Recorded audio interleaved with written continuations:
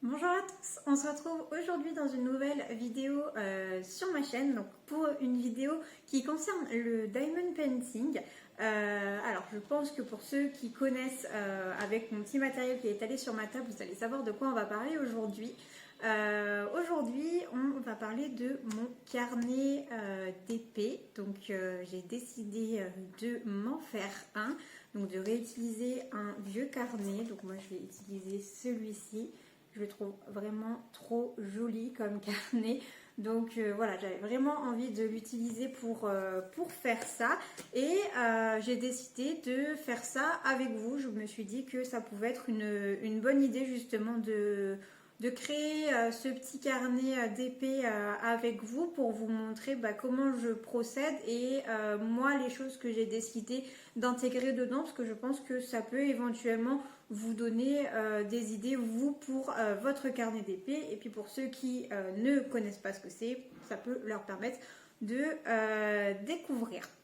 Alors avant de commencer, je tiens à préciser qu'il y a des travaux qui sont juste à côté et qui font beaucoup de bruit, donc j'espère que vous ne les entendrez pas trop et que ça ne vous dérangera pas trop. Voilà, on va commencer tout de suite. Alors moi voilà, c'est un ancien carnet que je prends, un carnet vierge, donc j'ai décidé de faire les designs moi toute seule à l'intérieur. Sachez que si vous êtes intéressé, il existe des carnets d'épée qui sont déjà tout faits, pré-remplis et vous n'avez plus qu'à remplir vous avec vos informations. Alors c'est un ancien carnet, comme vous pouvez le voir, qui me servait à faire tout un tas de choses, de prise de notes. Je faisais mes menus à l'intérieur au crayon de papier, voilà. Vraiment, mes to-do list, enfin, c'était un peu un carnet brouillon et je trouvais dommage de l'utiliser en termes de carnet brouillon alors qu'il est super joli. Donc après, j'ai découvert l'utilité des carnets d'épée, donc je me suis dit que ce serait pas mal que j'en fasse un. Donc vous voyez, j'ai commencé à faire un petit peu des esquisses et des brouillons pour voir ce que j'avais envie de mettre dedans et les types de design que j'avais envie de faire dedans. Pour ensuite m'arrêter sur une idée précise en mélangeant un petit peu tous ces brouillons. J'ai laissé une double page vierge tout simplement parce que du coup les anciennes pages je vais les enlever et j'aimerais faire une page de garde. Donc je ne sais pas encore ce que je vais faire et quand j'aurai l'idée, eh bien je le ferai sûrement avec vous. Dites-moi si ça vous plairait qu'on fasse ça ensemble. Et alors voilà ce qu'on va faire ensemble aujourd'hui. J'ai déjà commencé à tracer les traits au crayon de papier pour pas que ce soit une vidéo qui soit trop longue. Donc ce qu'on va faire ensemble aujourd'hui, je vais vous expliquer pas à pas ce que je fais. Et donc je vais repasser avec mes crayons de chez Staedtler qui sont les Pigment Liner. Donc en fait c'est des crayons noirs avec différentes tailles de mine pour pouvoir faire des traits plus ou moins épais. Et ensuite, je vais venir utiliser mes Tombow. Donc, c'est les Dual Brush Pen. Alors ça, c'est un pack que moi-même j'ai fait. C'est-à-dire que dedans, il y a des Tombow qui viennent du set pastel et du pack aussi Candy.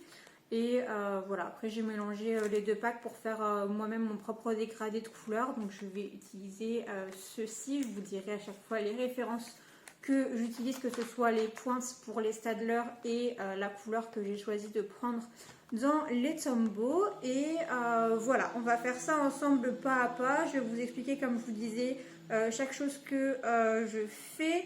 Les mesures que je prends éventuellement, etc. pour vraiment qu'on le fasse ensemble et que vous puissiez bien comprendre ce que je suis en train de faire. Vous allez voir, c'est quelque chose qui est très simple à faire. J'ai décidé de faire une jolie mise en page plutôt que juste faire sous forme de liste. Donc de faire une jolie mise en page et après c'est pas forcément une mise en page qui est compliquée à faire et qui prend beaucoup de temps. Donc voilà, j'espère vraiment que la vidéo va vous plaire et on va commencer tout de suite. Donc, on va tout de suite commencer. Alors, par quelle page on commence? On va faire un petit peu tout ce qui est géométrique. Donc, on va commencer par la page de droite, donc celle-ci. Donc, accessoire indispensable aussi, j'ai oublié de le préciser, c'est une règle. Donc je vais commencer par faire les traits extérieurs de mon rectangle. En fait je vais venir former une grille. Donc j'ai déjà pré-mesuré toutes les mesures dont j'avais besoin. Donc je viens faire le contour de ma grille en taille 0,5. Ce que je fais aussi, c'est que j'essuie régulièrement ma règle pour ne pas que ça bave. Surtout que là, je vais former une grille, comme je vous l'ai dit. Donc, je vais faire beaucoup de traits, donc ça risque fortement de baver. Donc, j'essuie régulièrement avec un mouchoir. Je change de mine pour faire la grille intérieure et former toutes les petites cases. Je prends la taille 0,3 et donc je commence par toutes les lignes horizontales.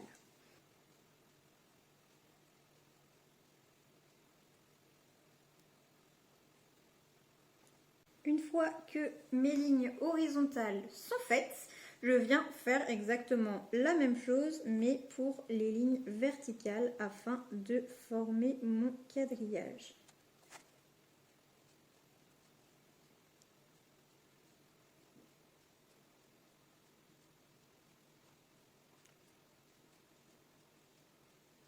Une fois que ça c'est terminé, je passe un petit peu plus bas où là je vais venir dessiner un polaroid. Donc je réussis encore une fois ma règle. Je reprends mon crayon en taille 0,5 pour faire le contour de mon polaroid.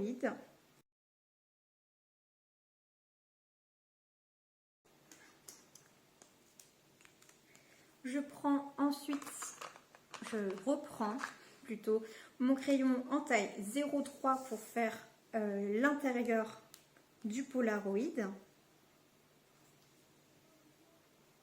Donc je trace un nouveau rectangle un petit peu plus petit en laissant un espace plus grand en bas pour vraiment donner cette impression de polaroid justement.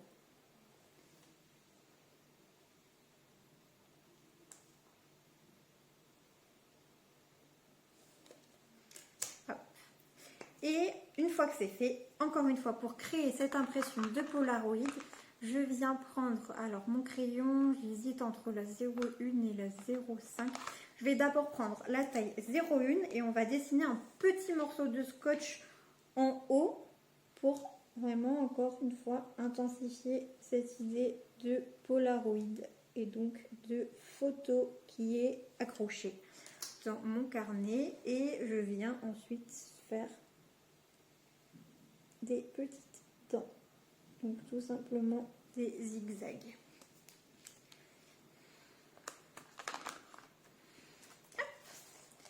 Et donc voilà ce que ça donne pour l'instant pour cette page. Je vais attendre que ça sèche bien, donc on va s'occuper de la page de juste à côté, donc celle-ci.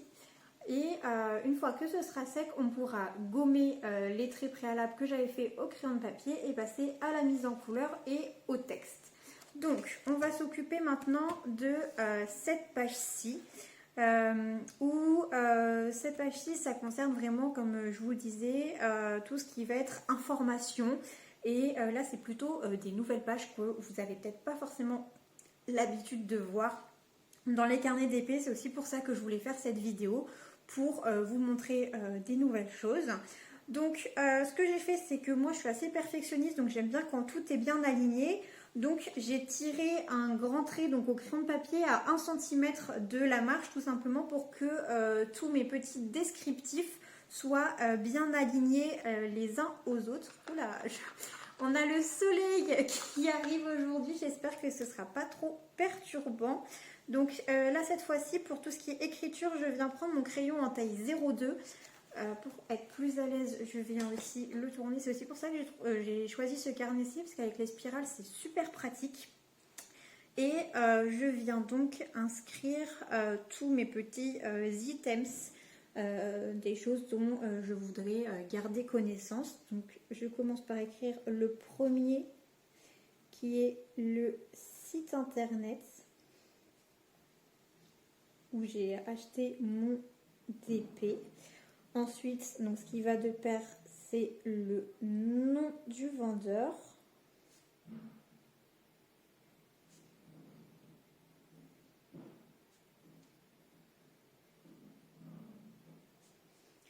Donc là, je ne fais pas forcément de mise en page en particulier, on va ajouter un petit peu de couleur juste après. Ensuite, je saute une ligne pour bien séparer et je viens faire toutes les informations plutôt techniques, on va dire, par rapport au DP. Donc en premier, j'écris la taille. Ensuite, je vais inscrire le type de diamant, si c'est des diamants ronds ou carrés.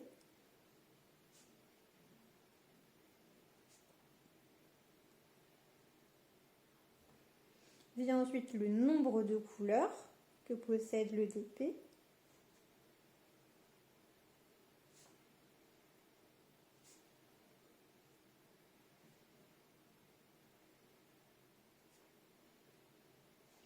Et le prix.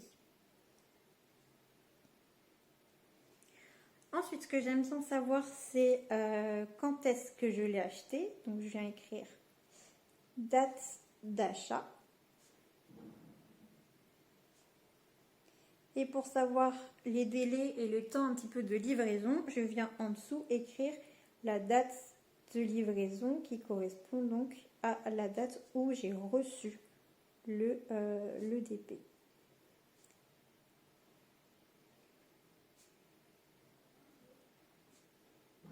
Toujours dans une idée un petit peu chronologique. Ensuite, je viens inscrire la date à laquelle j'ai commencé mon diamond painting. Donc, je vais écrire commencer le et en dessous terminer le.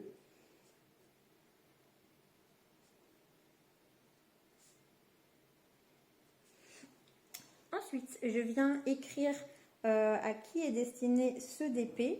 Donc, si c'est un DP que je fais pour moi ou si c'est un DP que j'offre à quelqu'un. Donc, j'écris tout simplement ce DP est pour et je viendrai compléter ensuite. Après, je viens écrire le niveau de difficulté du DP. Donc, je viens écrire niveau, 2 petits points et ensuite j'écris facile, moyen et difficile. Et je viendrai colorier le mot qui correspond à la difficulté du DP.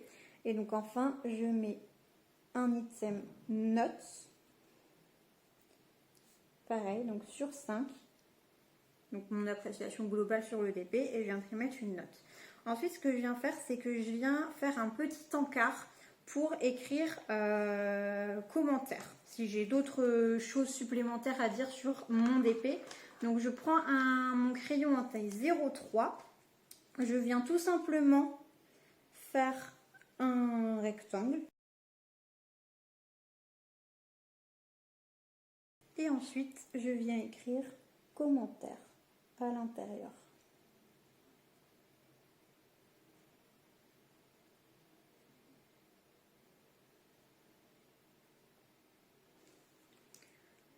Voilà pour ce qui est du noir et blanc, on va dire, et du contenu général.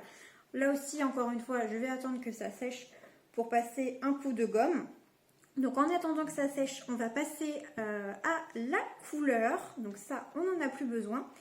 Je vais prendre une petite gomme si j'en trouve une.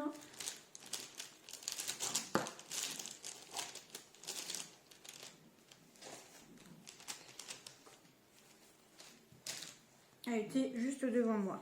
Et donc je viens écrire le titre de mon DP. Donc là je l'avais écrit au crayon de papier. Donc ce que je fais, c'est que je choisis une couleur. Donc je vais prendre celle-ci qui est un peu entre le bleu et le violet. Si vous voulez savoir la référence exacte, c'est le numéro 553 donc de chez Tombow. Donc moi j'aime bien les Tombow parce que vous voyez c'est une mine en forme de pinceau comme ça, donc c'est une mine souple. Et donc je viens tracer tout simplement un trait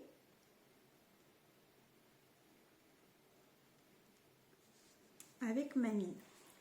Voilà. Donc là, j'attends que ça sèche pour pouvoir écrire par-dessus, pour pas que ça bave. Je viens faire une petite ombre au niveau de mon onglet commentaires pour que ce soit un petit peu plus coloré. Donc pareil, ce que je fais, c'est que je viens appuyer au début très légèrement sur ma mine. Et plus j'avance, plus j'appuie pour former une ombre.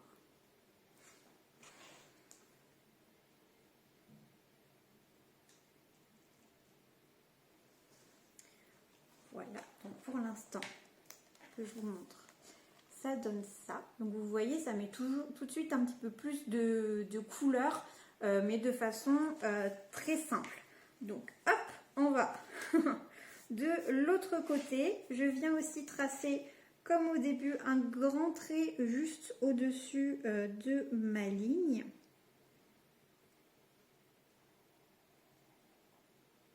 Encore dans cette idée d'apporter un petit peu de couleur. Et je viens colorier mon scotch qui maintenant est sec et donc ne risque pas de baver.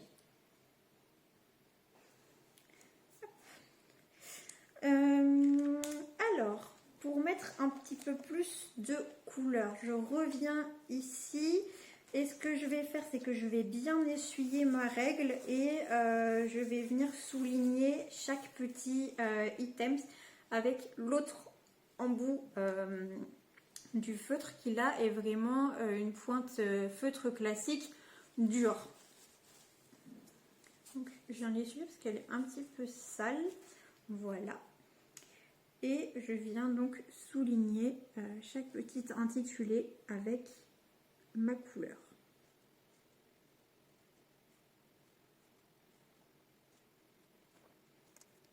Donc voilà ce que ça donne. Alors, j'ai pas souligné commencez-le, terminez-le et ce d'épée est pour que vraiment quand je le complète ça forme une phrase et non pas des catégories comme les autres choses et pour que voilà justement ça ressorte un petit peu.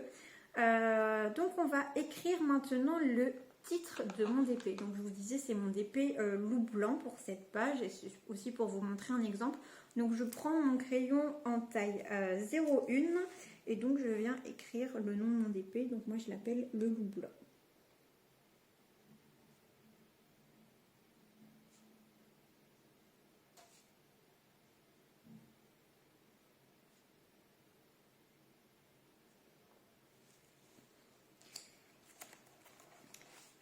Donc voilà, cette page-ci, elle est maintenant terminée. Je vais finir d'attendre que tout sèche bien pour pouvoir effacer mon crayon de papier et on passe à l'autre page où, pareil, au niveau de la grande bande que j'ai fait en couleur, je vais écrire suivi d'épée et je vais vous expliquer juste après à quoi ça correspond.